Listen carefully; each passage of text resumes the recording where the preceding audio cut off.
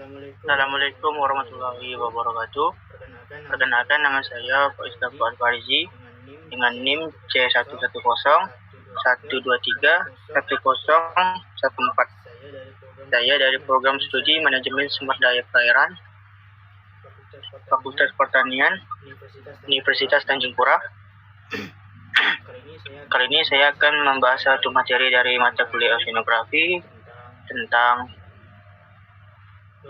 Global Patterns Productivity, yang dimana ada 11 pembahasan, yaitu yang pertama pengertian Global Patterns Productivity atau dalam bahasa Indonesianya pola produktivitas global. Yang kedua, pengertian Global Patterns Productivity menurut para ahli. Yang ketiga, produktivitas primer terestrial atau PPT. Yang keempat, mengenal apa itu NPP. Yang kelima, faktor yang mempengaruhi produktivitas tenaga kerja. Yang keenam, faktor yang mempengaruhi produktivitas menurut ahli. Yang ketujuh, cara meningkatkan produktivitas tenaga kerja. Yang kedelapan, model yang digunakan dalam pengukuran produktivitas tenaga kerja. Yang kesembilan, apa itu pola produktivitas global perairan. Yang ke-10, apa saja pola produktivitas global di perairan. Yang ke-11, apa saja aspek yang terkait pada pola produktivitas global di perairan. Yang pertama ini pengertian pola produktivitas global secara umum. Pola produktivitas global merujuk pada distribusi dan variasi produktivitas di seluruh dunia dalam berbagai ekosistem, terutama di lingkungan perairan. Produktivitas ini adalah kemampuan suatu ekosistem untuk memproduksi sebuah energi melalui proses yang rumit oleh produsen di perairan. Produktivitas mengikut sertakan pendayagunaan secara terpadu sumber daya manusia dan keterampilan, barang modal teknologi, manajemen, informasi, energi, dan sumber-sumber lain menunjuk pada pengembangan dan peningkatan standar hidup untuk seluruh masyarakat melalui konsep produktivitas semesta total. Produktivitas mempunyai pengertian lebih luas dari ilmu pengetahuan, teknologi, dan teknik manajemen, yaitu sebagai suatu filosofi dan sikap mental yang timbul dari motivasi yang kuat dan masyarakat yang secara terus-menerus berusaha meningkatkan kualitas kehidupan. Kemudian pengertiannya menurut para ahli.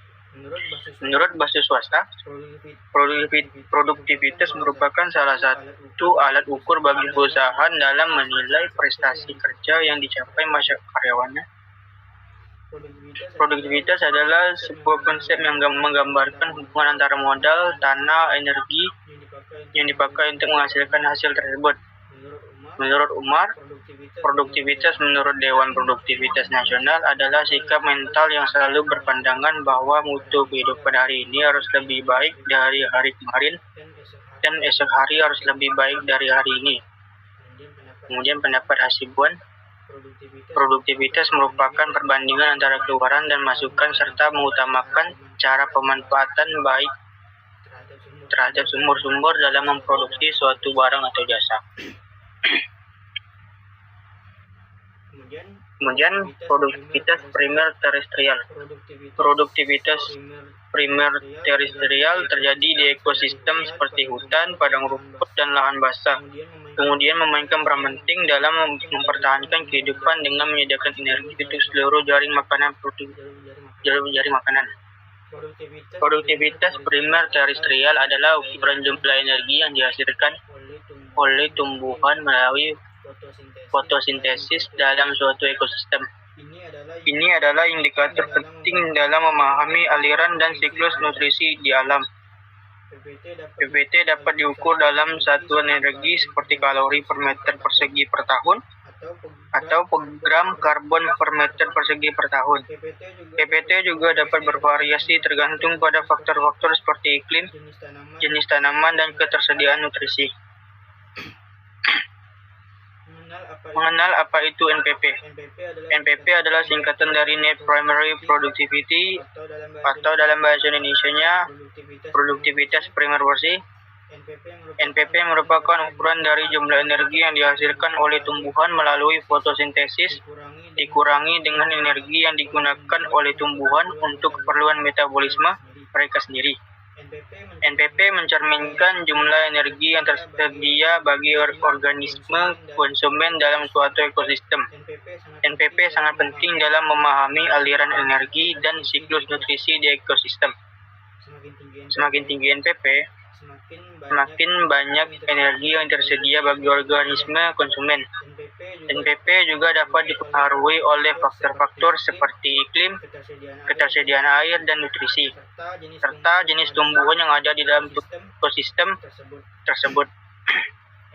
NPP biasanya diukur dalam satuan energi per satuan luas, seperti gram karbon per meter persegi per tahun. Pengukuran NPP dapat dilakukan dengan menggunakan berbagai metode, termasuk pengukuran langsung di lapangan, penggunaan data satelit, ataupun model matematika. Kemudian faktor yang mempengaruhi produktivitas tenaga kerja. Yang pertama, sikap kerja.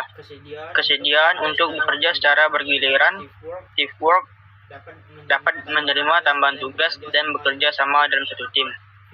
Yang kedua, tingkat keterampilan yang ditentukan oleh pendidikan latihan dalam manajemen supervisor serta keterampilan dalam teknik industrial.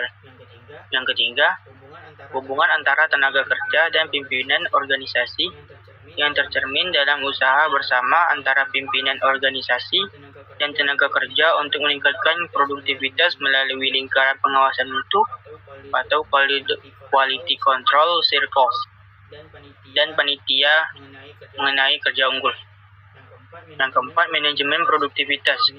Manajemen yang efisien mengenai sumber dan sistem kerja untuk mencapai peningkatan produktivitas. Yang kelima, efisien tenaga kerja. Perencanaan tenaga kerja dan tambahan tugas, kewirausahaan yang tercermin dalam pengambilan risiko, kreativitas dalam berusaha dan berada dalam jalur yang benar dalam berusaha.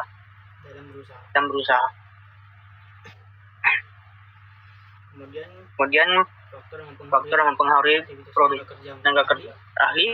Yang pertama, lingkungan kerja. Lingkungan kerja yang nyaman, aman, dan sehat dapat meningkatkan produktivitas tenaga kerja.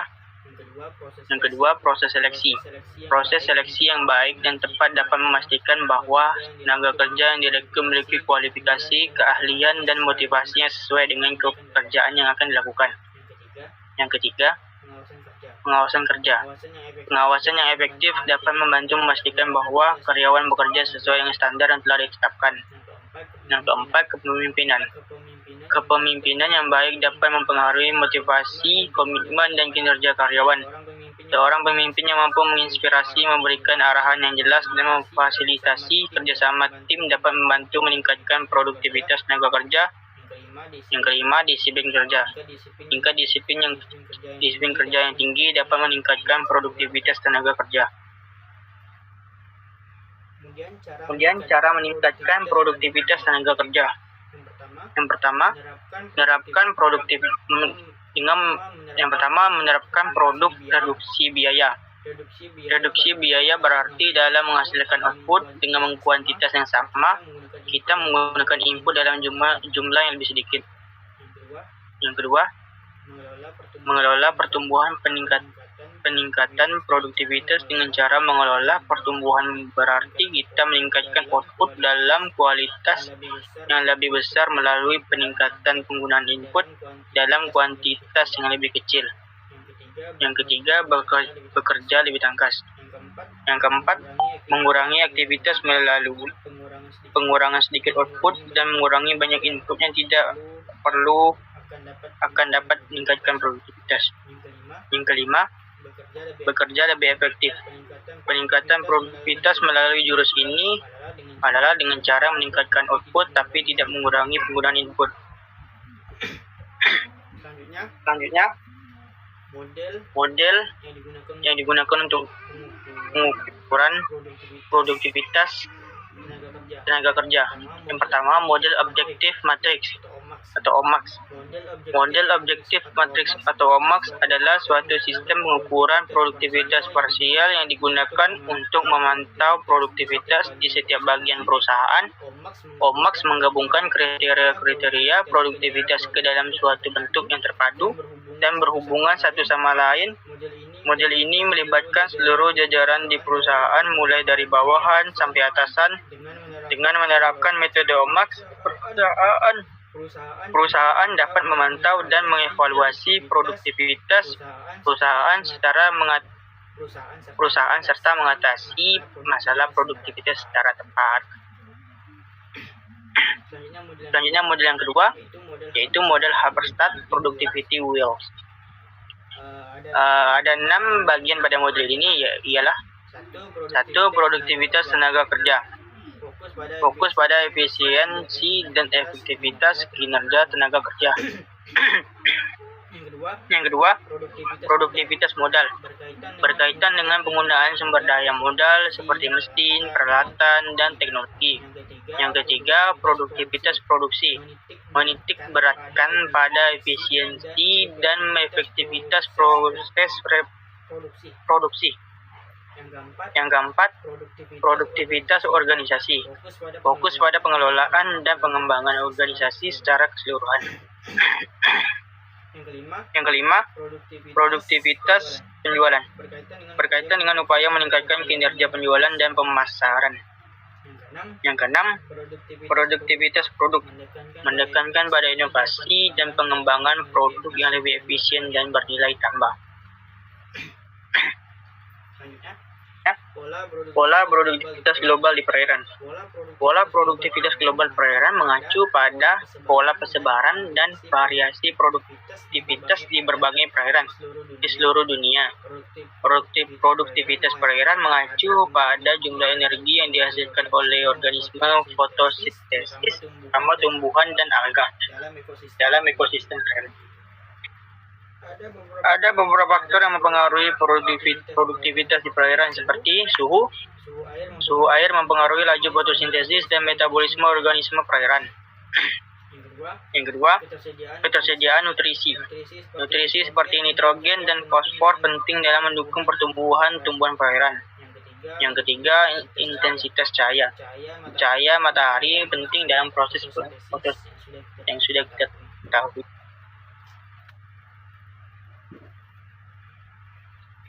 Selanjutnya, pola produktivitas global di perairan. 1. Penelitian menunjukkan bahwa pola produktivitas bruto primer geografis di sistem danau global telah mengalami perubahan sejak tahun 1950-an. Yang kedua, perubahan iklim global juga memiliki dampak signifikan pada ekosistem perairan. Yang ketiga, produktivitas produsen primer di perairan dipengaruhi oleh sejumlah faktor biotik dan abiotik seperti pH, konsentrasi karbon dioksida, ketersediaan nutrisi, intensitas cahaya matahari, dan tekanan herbivora. Yang keempat, estimasi produktivitas primer bersih atau NPP alga laut juga merupakan tantangan juga di perairan. Kemudian aspek yang terkait, yang pertama perikanan. Perikanan yang berkelanjutan dan efisien dapat menghasilkan penangkapan ikan yang lebih besar dan berkelanjutan dari waktu ke waktu. Kedua, perikanan budidaya. Kegiatan perikanan budidaya seperti pemeliharaan ikan, kerang, dan rumput laut. Yang ketiga, energi terbarukan. Sumber daya energi terbarukan di perairan seperti energi angin laut dan energi arus laut dapat memberikan kontribusi terhadap pola produktivitas global. Yang keempat, hidrografis. Pola penggunaan sumber daya perairan untuk transportasi dan perdagangan internasional juga mempengaruhi produktivitas global. Yang kelima, ekosistem dan kualitas air. Kesehatan ekosistem perairan dan kualitas air juga mempengaruhi produktivitas global di perairan. Kemudian kesimpulannya, pola produktivitas global menunjukkan variasi yang kompleks dengan faktor-faktor seperti teknologi, kebijakan ekonomi, dan tenaga kerja berperan penting. Tren ini dapat dipengaruhi oleh inovasi teknologi, adaptasi kebijakan yang mendukung pertumbuhan ekonomi, dan dinamika pasar tenaga kerja, meskipun beberapa sektor dan wilayah dapat mengalami peningkatan produktivitas. Tantangan seperti ketidaksetaraan ekonomi dan dampak lingkungan juga menjadi perhatian. Kesimpulannya, pemahaman pola produktivitas global memerlukan analisis menyeluruh yang memperhitungkan berbagai faktor yang saling terkait satu sama lain. Kemudian saran saya untuk meningkatkan produktivitas global yang berkelanjutan mungkin melibatkan penerapan teknologi ramah lingkungan seperti energi terbarukan, efisiensi energi, dan digitalisasi proses. Dan itu perlukan kebijakan pemerintah yang mendukung inovasi berkelanjutan, insentif untuk bisnis ramah lingkungan, dan pendidikan yang mempromosikan kesadaran lingkungan. Integrasi solusi ini dapat mempercepat transisi ke ekonomi yang lebih berkelanjutan dan untuk meningkatkan produktivitas global yang berkelanjutan. Kita dapat mendorong adopsi teknologi ramah lingkungan seperti energi terbarukan serta mengimplementasikan kebijakan pemerintah yang mendukung jauh dan praktik bisnis berkelanjutan.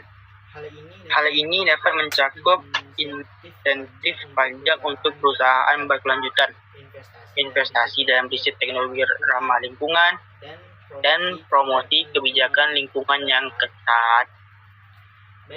Baik itulah pembahasan saya tentang Global Partners Productivity. Saya mohon maaf apabila ada kesalahan dalam pembahasan.